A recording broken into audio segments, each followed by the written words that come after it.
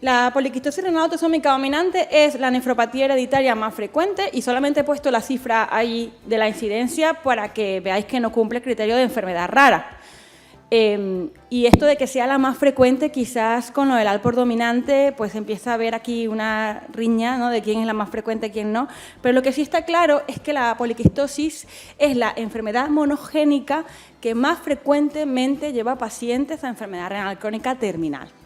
Lo que se produce en esta enfermedad es que hay quistes bilaterales que van creciendo desorganizadamente, que van aumentando el volumen de los riñones y esto va, digamos, deformando y dañando la estructura y la arquitectura del riñón. Se produce porque hay un defecto genético en los genes PKD1 y PKD2. El PKD1, que está en el cromosoma 16, es un gen grande de 46 exones que codifica para la proteína poliquistina 1, que como veis la cifra pues, es la más frecuente, hasta un 78% de los pacientes es por esta variante en este gen. Y luego está el PKD2, que está en el cromosoma 4, que es más pequeño, tiene 15 exones y codifica para la proteína poliquistina 2, y que es un 14% de la frecuencia. Juntos, la poliquistina 1 y la poliquistina 2, que ambas son proteínas transmembrana, una es más grande, la poliquistina 1 tiene más de 4.000 aminoácidos de longitud, tiene 11 dominios transmembranas, es una proteína bastante grande. La poliquistina 2 es más pequeñita, tiene forma de canal y tiene menos de 1.000 aminoácidos y hace de canal de calcio. Juntas forman lo que se llama complejo poliquistina 1, poliquistina 2.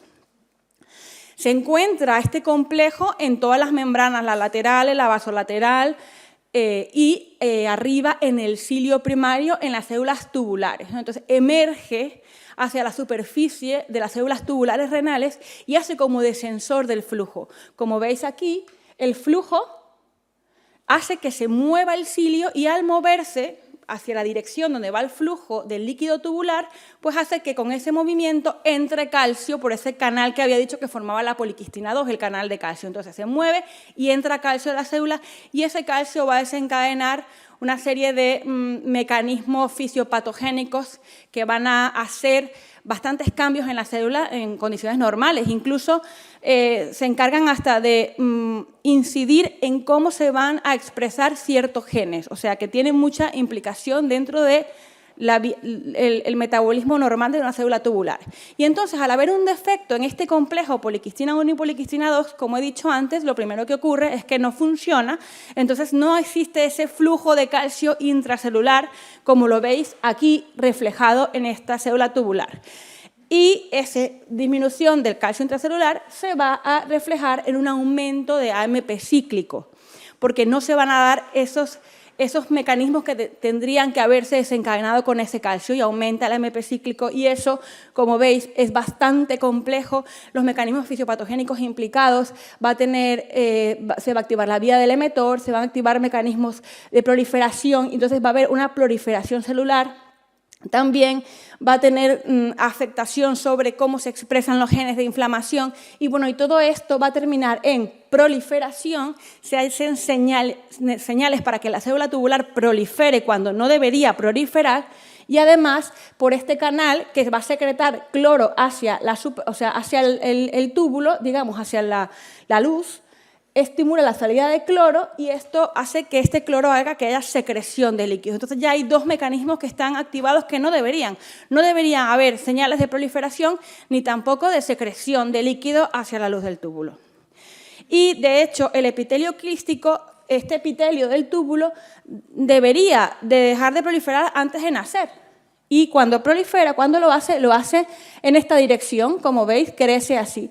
Pero después del nacimiento, en pacientes que tengan estas alteraciones genéticas, se sigue produciendo proliferación, pero no solamente eso, sino que además prolifera hacia lo ancho y sigue habiendo proliferación en este sentido y además con secreción de líquido hacia adentro. ¿Qué pasa? Que esos quistes que se han formado en esos túbulos van a comprimir y a destruir la arquitectura que está alrededor. No solamente hay un daño exclusivo de ese túbulo que tiene un quiste, sino que al crecer pues comprime lo que tiene a los lados y termina por dañar toda la estructura y esto produce una pérdida progresiva de nefronas circulantes o de nefronas funcionales, perdón, y esto, al perder nefronas, pues termina en enfermedad renal crónica terminal. Como sabemos, pues cuando se produce una proteína, pues sale al reticulum endoplásmico y esto después, digamos, va a ocupar la posición que tiene que ocupar, ¿no? Y en todo este mecanismo, pues están implicados otras proteínas. La poliquistina 1 y la poliquistina 2 interactúan en el reticulum endoplásmico para luego dirigirse hacia el cilio y en esta vía pueden estar implicados estos otros genes que también se han visto que producen sintomatología similar a la poliquistosis. Por eso hemos escuchado hablar de GANAP, de todos estos genes que ahora comentaré, que están implicados no en la producción de estas proteínas, sino en su maduración y en llegar hacia la superficie. De hecho, se habla de poliquistosis hepática autosómica dominante cuando existe alteración de estos genes, principalmente de todos estos el más importante y el más frecuente sería el GANAP, que produce sobre todo un fenotipo hepático con quistes hepáticos y un fenotipo renal, pero que el renal es más leve que el que se produce en la poliquistosis renal autosómica dominante. Y también hay otros genes que producen poliquistosis renal autosómica dominante, pero atípica, o sea, no es una afectación uniforme en los dos riñones, sino que uno puede estar más afectado que en otro, por eso se llama atípico, y aquí puede ser por estos genes, de estos dos el más importante es el DNA JB11, se produce un fenotipo renal, sí, pero también es más leve que el producido por la PKD1 y por PKD2. Entonces, como he dicho antes, los pacientes con poliquistosis renal autosómica dominante van a progresar hacia enfermedad renal crónica terminal. La media, pues los que tienen afectación al PKD1 entran antes, como media a los 54 años, los que tienen PKD2 entran después, como media a los 74 años, pero los dos entran en diálisis, o sea, los dos llegan hasta enfermedad renal crónica terminal. Con lo cual no podemos decir que una es benigna y la otra no es benigna. Ambas son patogénicas y ambas producen diálisis, llegada a diálisis. Y, de hecho, en ambas se puede producir una rápida progresión, tanto en PKD1 como PKD2. Pacientes que tengan afectación PKD2 pueden llegar también a los 50 años a diálisis, porque esto es una media. Entonces, en la evolución de la enfermedad se sabe que en los primeros años, como veis aquí, el filtrado glomerular se mantiene hasta que cae de forma rápida, hasta que cae, digamos, en torno a la sexta década de la vida, ¿no? Pero lo que sí se ve es que, aunque el filtrado esté normal, lo que sí se ve es que esos riñones ya están aumentando de tamaño, ya está produciéndose esta fisiopatogenia que hemos mencionado. Entonces, el volumen del riñón nos puede ayudar a predecir que ese paciente le va a caer el filtrado antes de que le caiga el filtrado. Puede que el filtrado sea normal, pero si yo veo que el paciente tiene unos riñones grandes, puedo predecir qué es lo que va a ocurrir con ese paciente en el transcurso de la enfermedad. Porque el volumen renal total, que es total kidney volume, está aumentado a pesar de que el filtrado sea normal y luego cae. Entonces, otra cosa que ocurre en la poliquistosis, otra parte de la fisiopatogenia, es que se va a perder ese gradiente que nosotros conocemos que existe en el riñón, corteza, médula, que la médula está hiperconcentrada y que esto es muy útil para que luego se concentre el líquido tubular, ¿no? Para que luego salga del túbulo y la orina se concentre por las acuaporinas, como lo sabemos. Entonces, ¿dónde está la corteza y dónde está la médula en este riñón que tiene dañada la estructura y la arquitectura? Entonces, lo que también podemos deducir es que en el transcurso de la enfermedad, el paciente con poliquistosis renal también va a tener poliuria porque va a tener disminuida esa capacidad de concentración de la orina, va a tener aumentada la eliminación de líquido por los riñones, va a tener poliuria. Esa es otra cosa que pasa. Entonces, resumiendo un poco, sabemos que hay disminución del calcio intracelular porque está dañado el complejo poliquistina 1 y poliquistina 2, que produce aumento del AMP cíclico, que como vimos va a hacer dos cosas: aumenta la proliferación, aumenta la secreción, que no deberían estar aumentadas. Y eso va a producir este riñón que no tiene un gradiente corticomedular, con lo cual, aunque haya hormona antidiurética, no va a poder actuar porque no va a haber ese gradiente que hace que se concentre. Entonces, esa resistencia, digamos, una resistencia, no es que el canal sea resistente, sino que no puede actuar porque no hay concentración, pues hace que aumente la hormona antidiurética, que, como sabemos, es el principal regulador hormonal del AMP cíclico. Entonces, esto va a producir más aumento de AMP cíclico. O sea, es como un círculo vicioso de aumento de AMP cíclico. O sea, por un lado proliferación, secreción, hace resistencia al ADH, ADH aumenta más el AMP cíclico y aumenta el AMP cíclico. Entonces, ese ciclo vicioso, va a seguir produciendo proliferación, secreción, termina produciendo inflamación, fibrosis y termina llevando a diálisis. Si la vasopresina está aumentada y va a contribuir con ese aumento de AMP cíclico, digamos que de ahí salió un poco la justificación de por qué probar el tolvaptan, que es un fármaco que inhibe el receptor V2 de la vasopresina y que de hecho ya está aprobado para el tratamiento de la poliquistosis renal autosómica dominante. Este fue el primer ensayo, el TEMPO 3-4. No voy a entrar en detalles porque son ensayos viejos, pero simplemente para que veáis que en el transcurso de 3 años, el TEMPO 3-4, en pacientes con filtrados por encima de 60, demostró que el tolvaptan enlentecía la progresión de la enfermedad. Pero luego se hizo el REPRISE, que es un ensayo clínico de menos tiempo, solamente 1 año, con pacientes con filtrados menores y con pacientes incluso mayores que en el anterior, porque en el anterior solamente se incluían hasta 50 años, aquí se incluyeron hasta 65 años, filtrados menores. Y se vio que la reducción en 1 año fue de un poco más de un 30% de mejoría de la progresión de la enfermedad, que ni los ISGLT2 en 1 año han logrado la reducción que se logró esto, que se vio en 1 año, solamente en una enfermedad que no tiene poca, o sea, que tiene una progresión de muchos años. O sea, que en 1 año que se haya logrado esto es bastante prometedor. Entonces, pues finalmente se aprobó el tolvaptan como tratamiento para disminuir la pérdida funcional en pacientes con poliquistosis.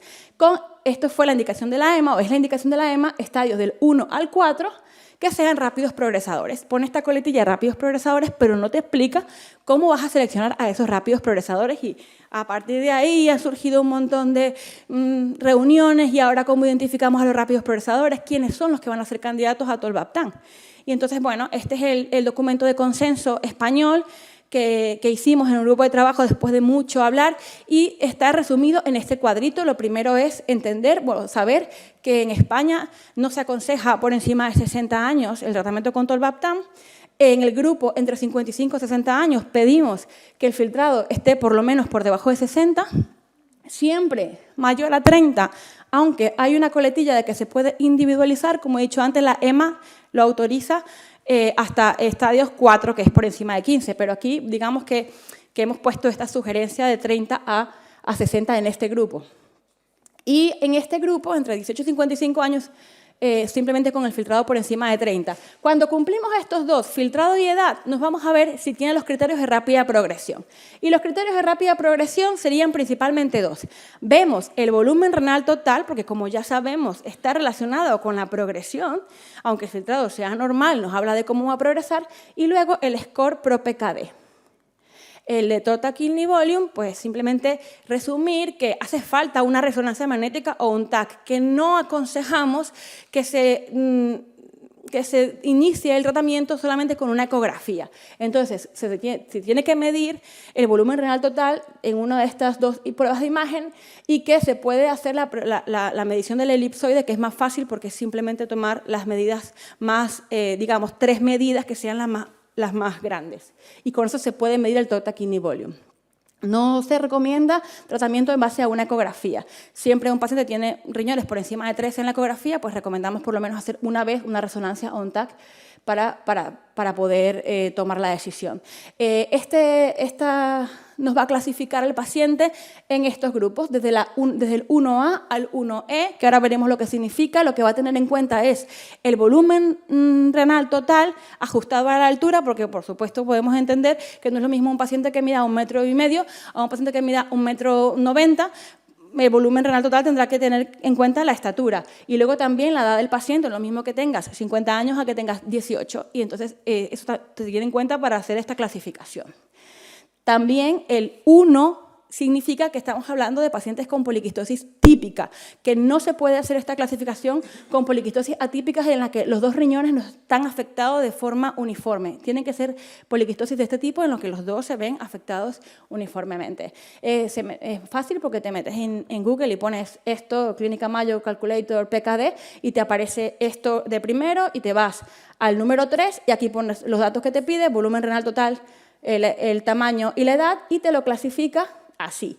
El 1D y el 1E son rápidos progresadores, sin duda, tendrían criterios de tolvaptan. El 1C puede ser o no, depende de otros factores que ya veremos cuáles, y el 1A y el 1B son lentos progresadores, no se aconseja iniciar en estos pacientes el tolvaptan. Si van rápido, pues a lo mejor hay que buscar otro motivo por el que este paciente va rápido. No vaya a ser que no sea una poliquistosis renal autosómica dominante. Y en cuanto a qué criterios del 1C, bueno, pues se dice, es 1C, pero hay que mirar cómo está perdiendo filtrado. Si vemos que está perdiendo filtrado ya, en este momento, ¿para qué voy a estar prediciendo cómo va a perder si ya lo está perdiendo? Ya es rápido progresador. Si lo estoy viendo con el filtrado, pues este paciente, si pierde más de 3.5 mililitros por año en los últimos 3 años, va a ser un rápido progresador si está con 1C. O si hay una mayoría de familiares que hayan entrado en diálisis antes de los 58 años. Como sabéis, hay una gran variabilidad intra e interfamiliar y esto no es un criterio único, pero esto asociado a otros valores sí que tiene más implicación. Y luego nos quedaría el score pro PKD, que esto es simplemente darle puntos en función de cómo se ha comportado la poliquistosis en ese paciente. Esto lo buscáis en internet, pro PKD score, y ya lo ponéis. Pero bueno, le da más puntos si es un varón, porque en los varones progresa más rápido. Le da más puntos si tiene hipertensión desde antes de los 35 años, también indica que puede tener rápida progresión, se le dan 2 puntos. Si ha tenido un evento urológico, y con esto habla de si ha tenido episodios de hematuria macroscópica o infecciones de orina o pielonefritis, crisis quística, vamos. Cualquier episodio que haya sido antes de los 35 años también apoyaría la rápida progresión. Y luego habla también del criterio genético, porque un PKD1 le daría 2 puntos, pero un PKD1 truncante le daría 4 puntos. Si esto suma más de 6 puntos, tendría criterios de rápida progresión. Aquí no me hace falta mirar el total kidney volume, pero sí criterios clínicos y analíticos. Y luego, otra cosa importante que tenemos que saber es que cuanto antes lo empecemos, el tratamiento mejor. No es que, bueno, es que ahora está muy jovencito, vamos a esperar a ver cuando tenga 30 años. Cuanto antes empiece, se ha visto, estas son extrapolaciones hipotéticas, que esto es en relación al reprise. Mirad que cuanto antes empiece, pues hay más, digamos, hipotéticamente va a progresar y se va a retrasar la entrada en diálisis. Aquí, por ejemplo, 6.8 años si empezamos en torno a los 60 de filtrado. Pero bueno, en el 3.4 se ve también lo mismo, aunque aquí en el tempo 3.4 no se puede valorar mucho estos pacientes de este grupo porque se incluyeron muy pocos pacientes por debajo de 60. Y aquí sí se puede valorar y, como veis, cuanto antes se empiece, más se retrasa la progresión. En relación a los efectos adversos del tolvaptan, que esto es, digamos, lo más importante, porque es un fármaco que da bastantes efectos adversos. De hecho, la tasa de efectos adversos fue prácticamente la misma en placebo y tolvaptan, pero de diferentes efectos adversos. Por ejemplo, en el tolvaptan eran efectos acuaréticos, que llamamos. Bueno, un 97.9% de los pacientes presentaron sed, poliuria, nicturia, polidipsia, que estos son efectos acuaréticos relacionados con el hecho de que tienen que beber mucho porque está bloqueado el receptor de la hormona antidiurética. Pero en el placebo también había muchos efectos adversos que disminuyeron entonces en el grupo de tolvaptan. Y disminuía el dolor renal, disminuían las infecciones de orina, el dolor lumbar y la hematuria. Entonces, parece que además del hecho de que disminuyera estos efectos adversos, era algo beneficioso.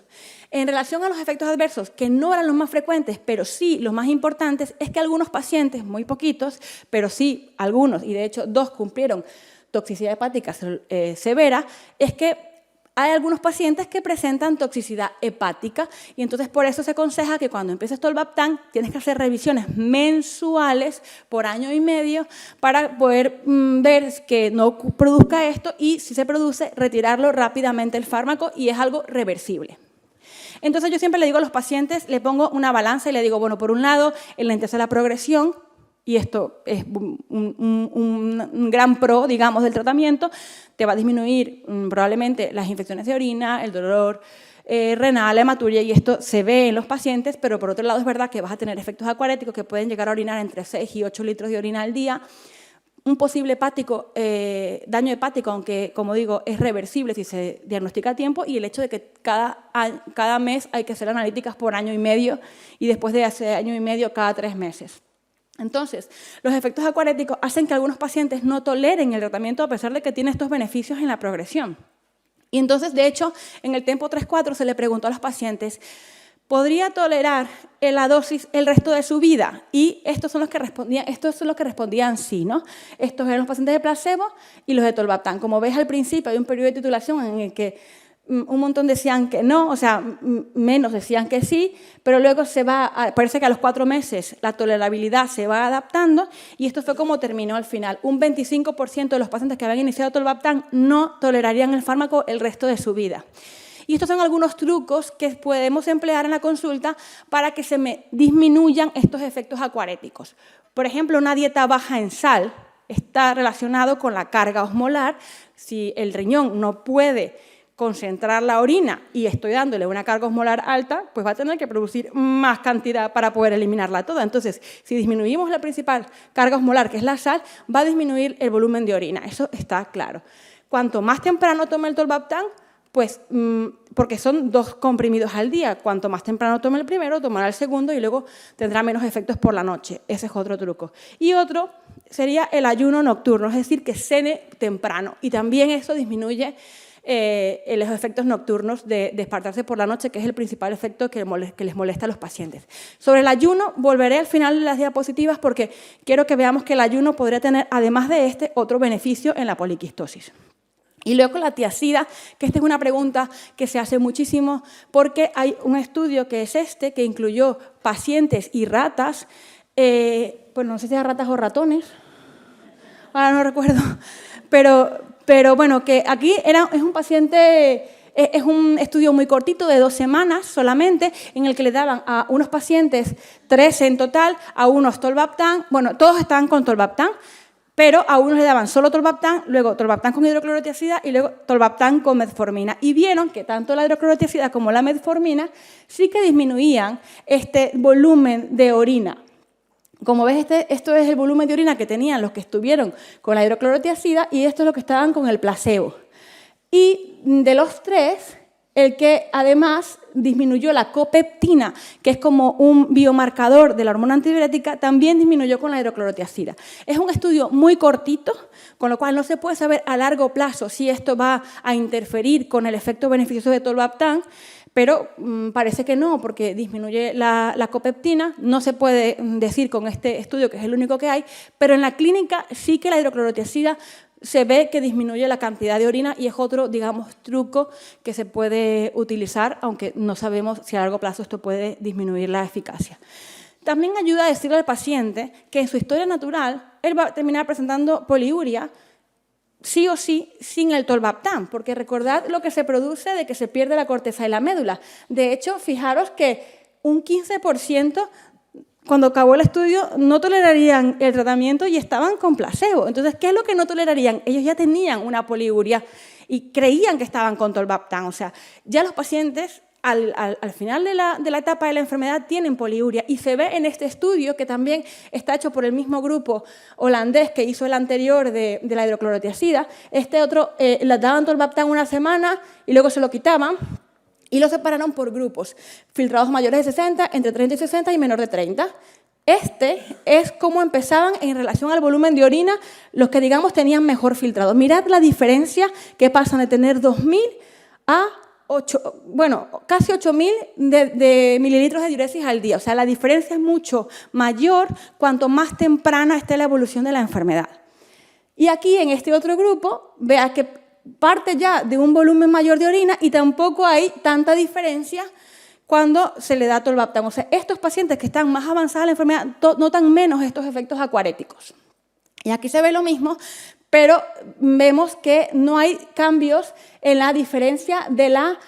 o sea, no es que estos pacientes que estaban mejor diluyan mucho más la orina, o sea, que logren una osmolaridad urinaria todavía más baja. No, todos logran la misma osmolaridad urinaria, pero estos al principio tenían capacidad de concentrar y estos ya no tenían tanta capacidad de concentrar, como lo veis. Entonces, no es algo teórico, es algo que se ha visto en los estudios. Todos los pacientes desarrollan poliuria y yo le digo, la opción es poliuria ahora con el tolvaptan, con la opción de que si un día puntual te lo dejas de tomar porque tienes un vuelo o porque vas a la montaña, y ese día no vas a tener agua, ese día no te lo tomes. Pero igual en el transcurso de la enfermedad vas a terminar presentando poliuria, o sea, o es poliuria ahora, digamos, controlada o poliuria después. Y ese es otro efecto. Y ya esta es la última diapositiva para terminar, relacionado con la dieta, que creo que es importante que lo tengamos allí, aunque no hay evidencia en pacientes, pero podríamos hacer algunas intervenciones en la dieta que podrían teóricamente beneficiar también a los pacientes con poliquistosis. Por ejemplo, sabemos que si bebemos mucha agua, si bebemos mucha agua también inhibimos la hormona antidiurética, entonces el beber mucha agua podría teóricamente también actuar en el mismo mecanismo, obviamente no tan eficiente como el tolvaptán, pero podría ayudar porque actuaría en la misma vía. También la dieta baja en sodio podría actuar en la misma vía. Y también sabemos que la cafeína estimula el AMP cíclico. Esto no hay evidencia en pacientes, pero si la cafeína estimula el AMP cíclico, pues a lo mejor tendríamos que decirles que no abusen el consumo de cafeína, porque podría, digamos, estimular esa vía que ya sabemos que está en un círculo vicioso.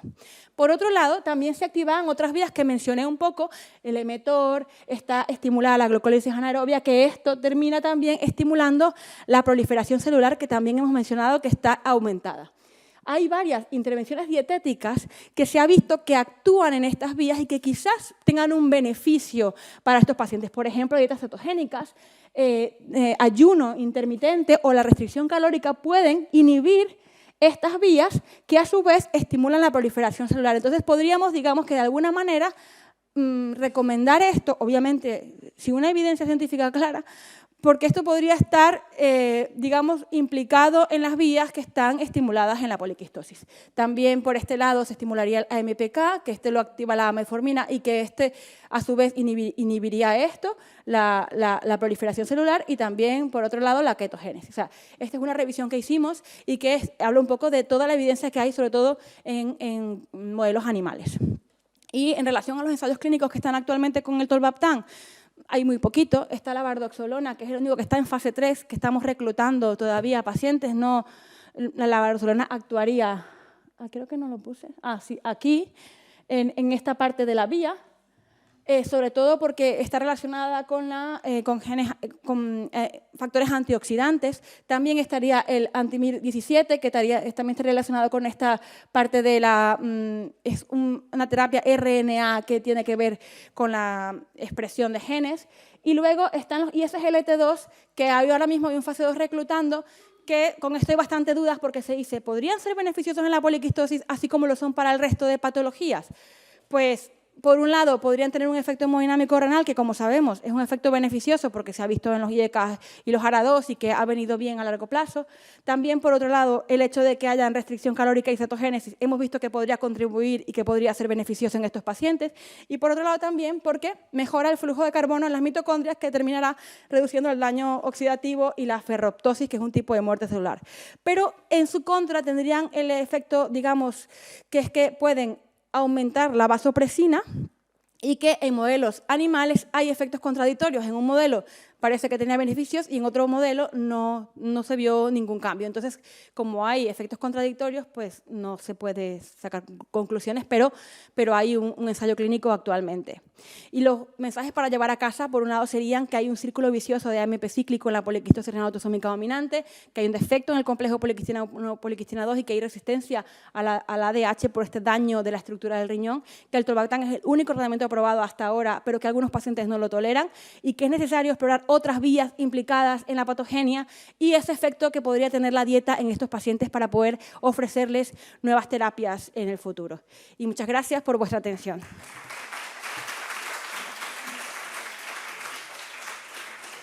¿Cómo? Emetic. No, a poner las diapositivas, ¿vale? Vale.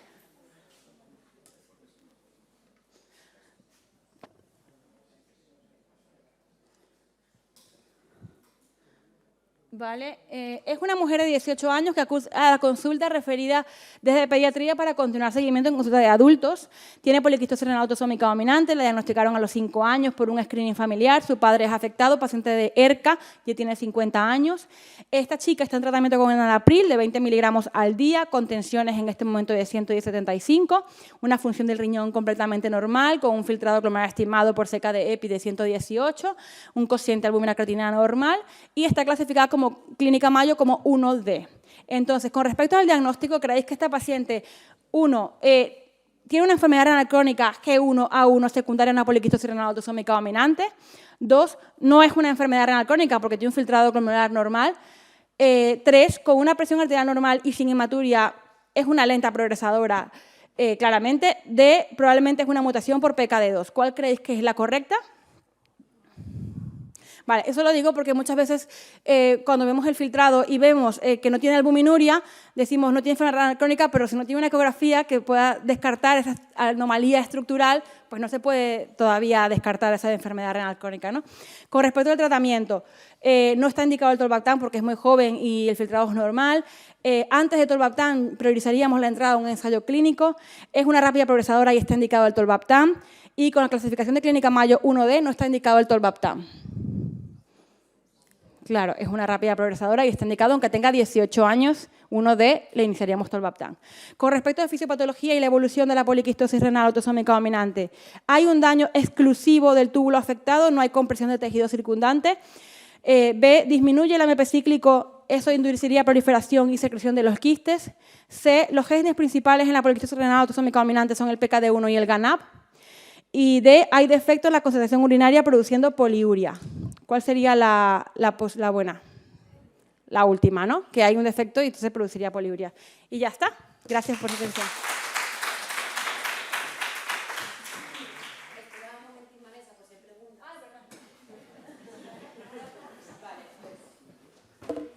Gracias, Vanessa. Si hay alguna pregunta en la sala. Pues la hago yo. Perfecto. Enhorabuena, fantástica charla. Es una de las mejores charlas que he visto de poliquistosis últimamente. Y el plan de riesgos que se estableció para el inicio de tratamiento con tolvaptán, llevamos ya 4 años, más o menos, y no hemos oído nada. ¿Tú crees que eso va a cambiar o va a haber algún cambio en los 18 meses de control analítico? Yo creo que sí. O sea, creo que debería, porque en la clínica es verdad que no se ve tan frecuente el aumento de enzimas hepáticas. Yo creo que va a cambiar, sobre todo a lo mejor quizás no el año y medio a lo mejor se quedará como año y medio, pero después, cada 3 meses ver un paciente que ya lleva tanto tiempo tomando el tratamiento y que no ha producido, a lo mejor a ese paciente sí que se le puede alargar las visitas, sobre todo los 3, porque fíjate que el resto de pacientes con enfermedad renal que vemos cada 3 meses son los de ERCA, no hay otro paciente que veamos en la consulta cada 3 meses como a estos. Entonces yo creo que sí debería cambiar, porque una vez, de hecho hay un ensayo clínico fase 4 que es extensión, que se llama PAS, que entiendo que cuando salgan los resultados pues podremos ver, digamos, la verdadera frecuencia de los efectos hepatotóxicos y con eso se podrá cambiar algo. Muy bien. ¿Alguien más? Vale, te quería preguntar, Vanessa, ¿cuándo piensas que estaría indicado pedir un estudio genético, una poliquistosis, especialmente si es en niños o en adultos jóvenes? Pues eso está bastante discutido, creo que depende de cada hospital.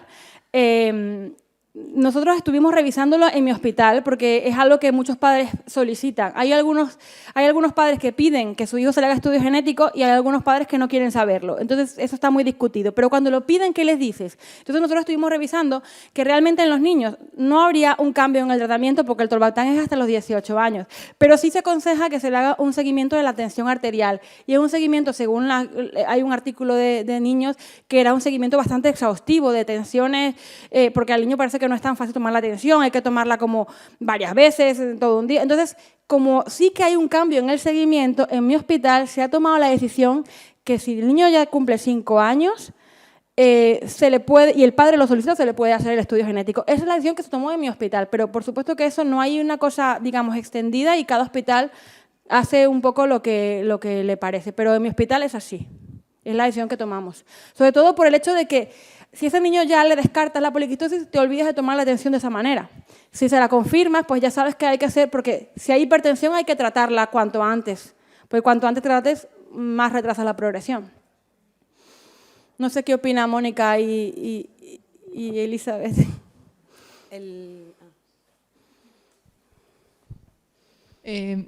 Sí, nosotros no lo hacemos de rutina en los chicos, pero el control de la presión arterial es parte de la rutina del pediatra. Entonces, al menos en el control anual se haría. Y es verdad que es muy difícil tomar la presión en los chicos porque además la presión que le salga se tiene que comparar, mirar con estas tablas de pediatría según el peso, según la edad, y que varía mucho de año a año. Yo hace poco he empezado a hacer una consulta de transición y en pacientes que no tienen enfermedades genéticas, cuando me llega el mapa y me voy a mirar las tablas y que un año está en el límite que es hipertenso, ¿no? Y el otro año está normal y creció, y ahora ¿qué hago? O sea, a mí me cuesta, es algo que lo comento con la pediatra porque no estamos acostumbrados y que físicamente ellos cambian un montón.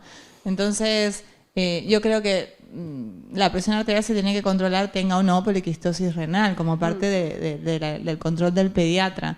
Pero bueno, yo creo que a veces el peso de la intranquilidad de los padres hace que al final lo pidas porque para que se queden tranquilos. Luego también depende del entorno, porque cuando me acuerdo que estuvimos en el Congreso Americano, veía que había mucho más problema con esto por el hecho de que allí los seguros médicos, si tienes ya una enfermedad diagnosticada, pues te aumenta el precio. Entonces, allí es como todo lo contrario. Ahí no quieren hacerle nada al niño porque luego va a tener una consecuencia en el futuro. Entonces, también eso cambia el contexto del médico. Si tú estás aquí en España, quizás esto ni lo piensas, pero si estás allí, dices, no, a este niño no se le va a hacer nada porque el padre no quiere que eso tenga una implicación luego en de este tipo.